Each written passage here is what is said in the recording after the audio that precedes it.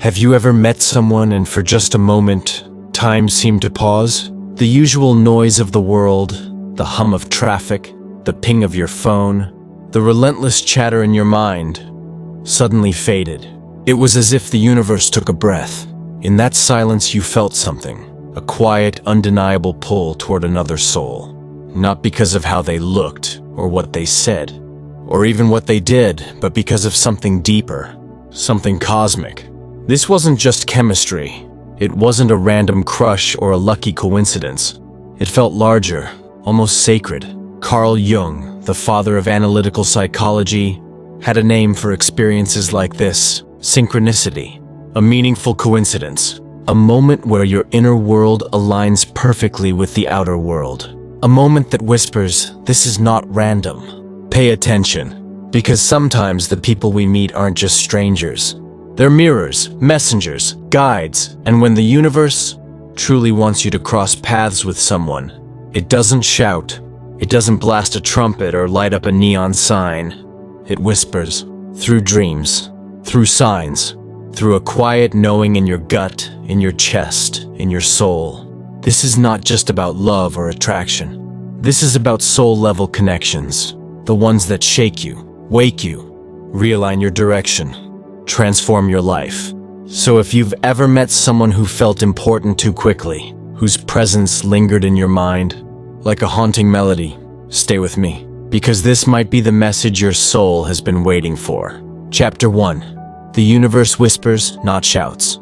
We often expect life's biggest shifts to arrive loudly. We imagine that destiny crashes in like thunder. That transformation is cinematic, like fireworks and swelling music. But the truth is, the most profound moments, they arrive softly, like a gentle knock on the door when everything else is still. That's how a soul connection begins.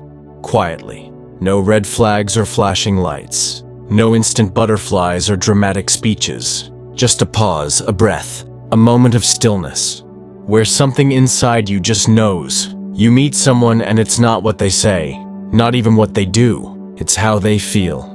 Their presence hits you like déjà vu. Familiar, though you've never met. Safe, though you've only just begun to speak. As if your soul had been waiting for this exact encounter, for this exact frequency. That feeling, that recognition, it isn't fantasy. It's alignment. Carl Jung once said, "Until you make the unconscious conscious, it will direct your life and you will call it fate." And what he meant was this: when you start to face your truth, your fears, your wounds, your inner world, the outer world starts to respond. Suddenly life reflects you. It matches your energy. It meets you where you are. And when that happens, there's no need to chase. You don't need to force anything. You don't have to wonder or beg for signs, because the right person appears, not to complete you, but to reflect you. Most people overlook this. They think a connection is about passion or romance or timing. But a true connection, one that's divinely timed, is not just about love. It's about truth. The person becomes a mirror, not one that flatters, but one that reveals. They reflect back your shadows, your potential, your fears, your depth. You don't just see them, you see yourself through them. And maybe, for the first time ever. Chapter 2. The synchronicities are too precise to ignore. Ever thought about someone, and then your phone buzzes with a message from them? Not hours later, not the next day. In that moment, it's as if the universe is tuning into your thoughts. As if your inner world is somehow being echoed, mirrored, acknowledged. And it doesn't stop there. You hear their name randomly. You see their initials in places that make you pause. You stumble upon a book, a song, a sign that speaks directly to the emotions they stirred in you.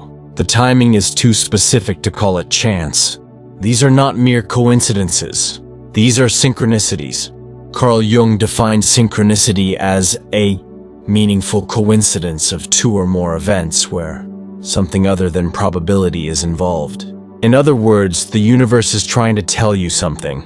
It's gently tapping your shoulder saying, "Look closer. This matters." And here's something most people miss. Synchronicities don't happen to everyone. They happen to those who are awakening, those who are becoming aware. to those whose inner worlds are shifting, coming into alignment with something greater than logic, greater than emotion, greater than chance.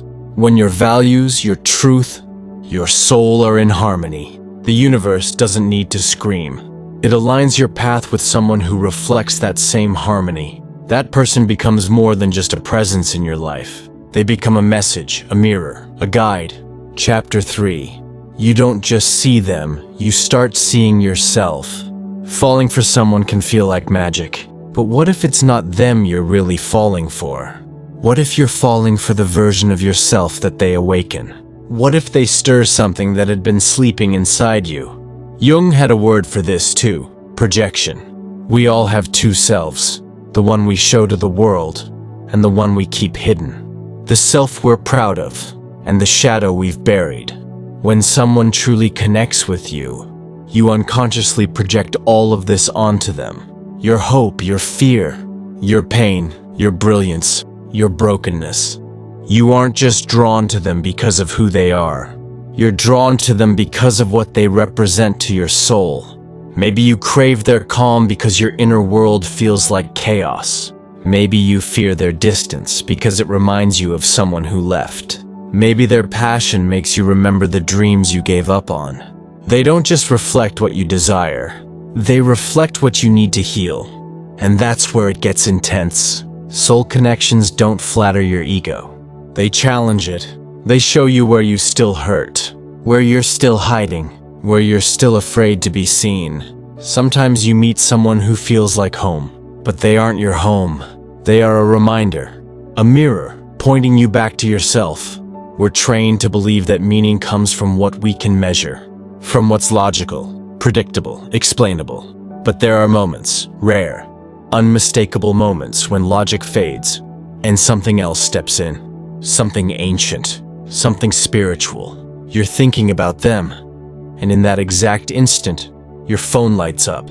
You hear a song that describes the very thing you're too afraid to admit aloud. You walk into a place you've never been before and see their face in the crowd. Not once, not occasionally. Over and over. It's too aligned to be random. It's not an accident. It's not luck. It's a pattern. These are synchronicities, the language of the universe, the soul's way of getting your attention. And it doesn't matter if others dismiss it. These signs don't need external validation, because they weren't meant for them. They were meant for you, for your journey, for your awakening. Carl Jung believed synchronicity was one of the deepest ways life communicates with us. He described it as a moment where the internal world and the external world mirror each other. The connection between mind and matter, between spirit and circumstance. When these synchronicities happen, don't rush to explain them away. Don't silence your intuition to please your logic. Instead, ask, what is this trying to show me? Because signs, when they repeat, aren't coincidences. They're invitations. They're sacred echoes. Chapter 4. They don't just trigger love, they trigger healing. Here's a truth no one prepares you for.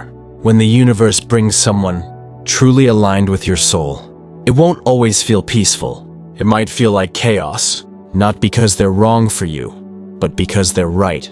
So right that their presence shakes the very foundation you've built your identity on. When someone touches your soul, they don't just light you up. They reveal you. The walls you spent years building around your heart begin to crumble. The pain you've buried for decades surfaces without warning. Your defense mechanisms, those behaviors you once mistook for strength, begin to dissolve. Why? Because you're not just falling in love with another person. You're falling into yourself. Into your story, into the places you've avoided, into the questions you never had the courage to ask. Why do I fear being vulnerable? Why do I shut down when someone gets too close? Why do I crave connection, yet keep pushing it away? Carl Jung wrote, "One does not become enlightened by imagining figures of light, but by making the darkness conscious." You don't grow by pretending everything is fine. You grow by facing what isn't. And that's the role of a soul-level connection. Not to distract you from your pain, but to reveal it. Not to rescue you, but to wake you. Their presence doesn't create the storm, it uncovers it.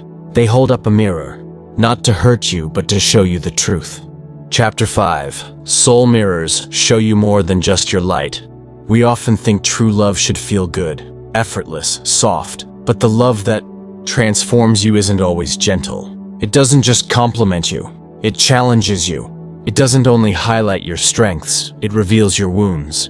Because this kind of connection, it goes beyond attraction. It touches your soul's most protected spaces, the memories, the fears, the patterns, the quiet griefs that live under your smile. You may find yourself confused by how deeply you feel for them, how raw, how vulnerable. You might even feel overwhelmed, like you're too much or not enough all at once. But this isn't a sign that something is wrong. This is what growth feels like. You're not just being seen, you're being reflected. Maybe they trigger your fear of abandonment. Maybe their independence mirrors the part of you that feels left behind. Maybe their silence awakens memories of being ignored. These aren't coincidences. These are the soul's lessons rising to the surface.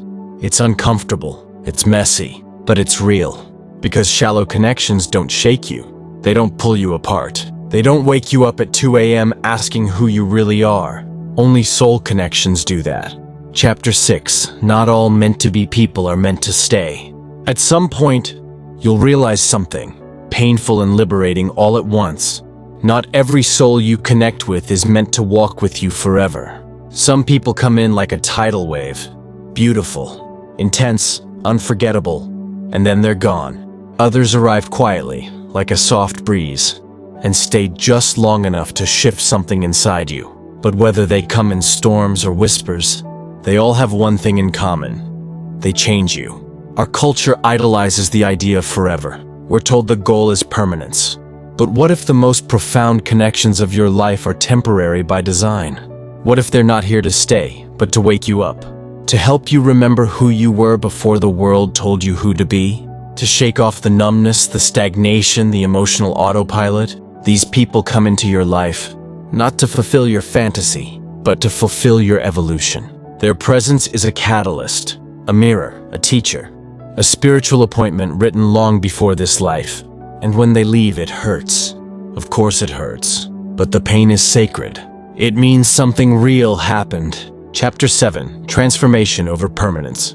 Jung once said, "The meeting of two personalities is like the contact of two chemical substances. If there is any reaction, both are transformed." That's what these meetings are about. Transformation. They may not end in marriage, or forever, or even closure, but they'll leave you different, wiser, stronger, more awake. They'll teach you what no book or seminar or self-help quote could. They'll show you what love isn't, what you deserve, and what you still need to heal. Sometimes the most profound gift they leave you with is the space they create when they're gone. Because in that space you begin to grow. You learn to give yourself the validation you once craved from them. You begin to speak to yourself with more kindness. You rewrite your story, one truth at a time. And maybe that's what they were always here to do, not to stay and complete you, but to leave and remind you that you were never incomplete. We're taught to search for people who make us feel good, who affirm us, praise us, lift us up. But the soul doesn't just crave comfort. The soul craves truth. And truth doesn't always arrive wrapped in soft words and sweet moments. Sometimes it comes wrapped in a person who challenges your narrative, who reflects back the parts of you you've been hiding from, the version of you that is still unhealed, unspoken, and unseen, even to yourself. They don't show up to flatter you. They show up to awaken you. They touch the raw spots in your psyche, the abandonment you never dealt with, the rejection you buried, the love you never gave yourself. Their presence draws those wounds out of hiding and into the light. And it's not because they're cruel. It's because their soul, just like yours, is doing its part in your evolution. These people are what Jung called soul mirrors. They don't just reflect your light. They reflect your darkness too. And here's the thing. Most people run from this. When a connection triggers pain, we call it toxic. When it challenges us, we call it complicated.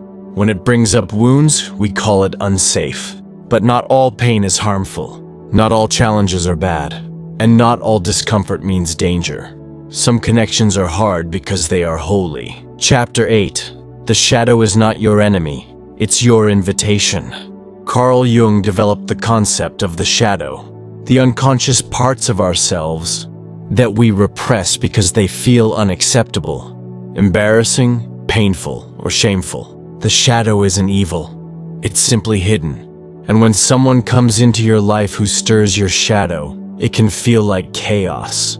You start reacting in ways you didn't expect. Emotions surface you can't explain. You might even feel out of control, but you're not breaking down. You're breaking open. The shadow is rising not to destroy you, but to free you. The only way to be whole is to integrate, not deny, the parts of yourself you've disowned. Soul connections invite that integration. They say, here's your abandonment wound. Do you want to keep running? Or will you finally feel it? Here is your fear of being unloved. Will you keep performing? Or will you begin to love yourself as you are?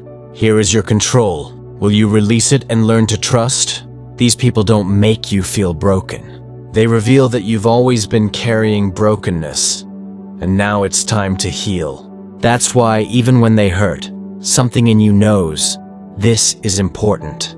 This matters.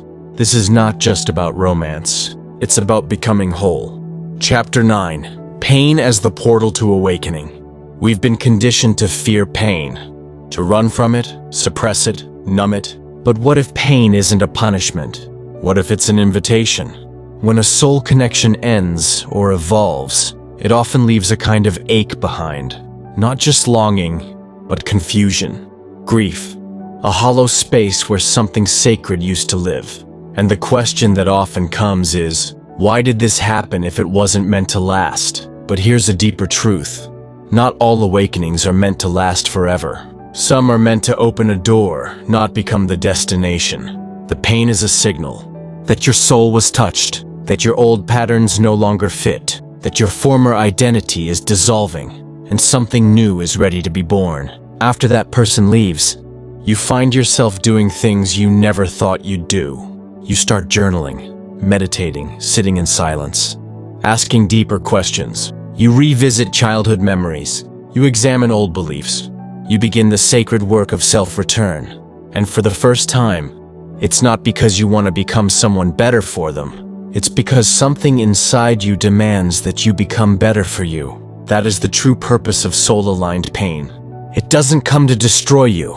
It comes to remake you. Chapter 10. Their role was to unlock you. It's easy to romanticize soul connections, to believe that someone who awakens your spirit must also walk beside you for life. But not all doors stay open. Some people are not your forever. They are your key. They unlocked something dormant within you. Your intuition, your creativity, your inner child, your passion, your truth. And maybe now they're gone. Maybe they drifted. Maybe you had to walk away, and it hurts. It still hurts. But with time, you realize something powerful. You would not be who you are without them. Their presence, even if temporary, created irreversible change. They were not meant to complete your life. They were meant to ignite it. They were the storm that broke your numbness, the mirror that shattered your illusions, the reminder that you are still alive, still growing, still becoming. This is why soul encounters are sacred, even when they end, because the mark they leave is not a scar. It's a seal, a signature from the universe that says, you are ready. Your next chapter begins now. Chapter 11. You attract what you're ready for. There's a spiritual law most people don't talk about. The universe doesn't send what you want. It sends what you're aligned with. Not when you're lonely. Not when you're desperate. Not when you're trying to fill a void. If you're still running from your truth, you won't attract a soulmate.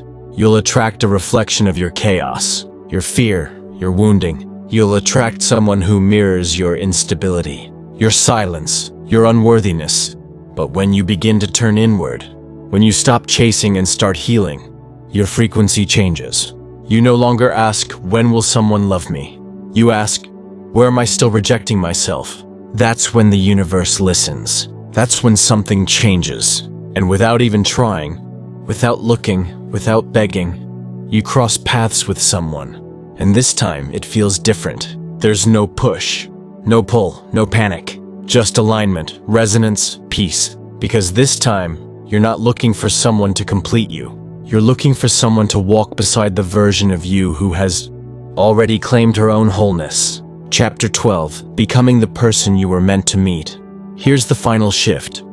You stop searching for a connection to define you. You start becoming the kind of person you always wanted to meet. You become the one who listens to your own intuition, who trusts your own pace, who respects your own boundaries, who loves without fear, but also without abandonment of self. Because the real soul connection, it begins with you. The more whole you are, the more clearly you recognize who aligns with your path and who doesn't. You stop forcing connections. You stop clinging to potential. You stop calling chaos chemistry. And when someone does come along, someone who feels aligned, you'll feel it not as a high, but as a deep, quiet knowing. No more chasing, no more proving, no more performing. Just truth, reflection, growth. And from that place, love doesn't feel like a whirlwind. It feels like home. We often measure the success of a relationship by its longevity. Did it last? Did it lead to forever? Did it fit the story we've been told to chase? But spiritual connections don't follow timelines. They follow truth. Not every person who moves your soul is meant to stay. Some come to shake you, awaken you, redirect you, and then they leave. Sometimes slowly, sometimes suddenly, sometimes painfully. But hear this clearly, not all departures are losses. Some are sacred completions. Some are the soul saying, you've learned what you needed to learn. You've remembered who you are. Now it's time to walk forward alone. It doesn't mean the connection was a mistake. It doesn't mean the love wasn't real. It means the contract between your souls, the unseen agreement that brought you together, has been fulfilled. They weren't meant to be your forever. They were meant to be your awakening. Chapter 13. Letting go is also love. It's tempting to hold on, to chase the feeling, to try to recapture the moment when it all felt aligned. But when something or someone is no longer meant for your journey, holding on becomes heavy. It becomes a form of resistance. You might think letting go means giving up, that it's a failure. But what if it's the greatest act of love? To release someone without bitterness. To say, thank you for your role in my growth. Thank you for showing me a version of myself I needed to meet. Thank you for the mirrors, the memories, the messiness. Thank you and goodbye. When you let go from that place, not from anger or fear, but from reverence, something inside you shifts. You stop asking, why didn't they stay? And you start asking, what did they awaken in me? Because the truth is, you were never abandoned. You were initiated. You didn't lose something. You gained yourself. Chapter 14, From Pain to Power. That ache you feel when they're gone. That's not weakness. That's aliveness. You're not numb anymore. You're not on autopilot. You're not settling for half-hearted love or shallow conversations. You've been touched by something real, something rare, something that cracked open your shell and reached the core of your being. Yes, it hurts, but pain is proof of depth. You don't grieve illusions. You grieve meaning. You grieve the versions of yourself that had to die in the process. The old beliefs, the old patterns, the smaller self that could no longer hold your expanding soul. This pain, it's not the end. It's the initiation into the next version of you. And as you move through it, you find pieces of yourself along the way. The voice you silenced, the power you gave away, the truth you avoided. You begin to reclaim them, one moment at a time.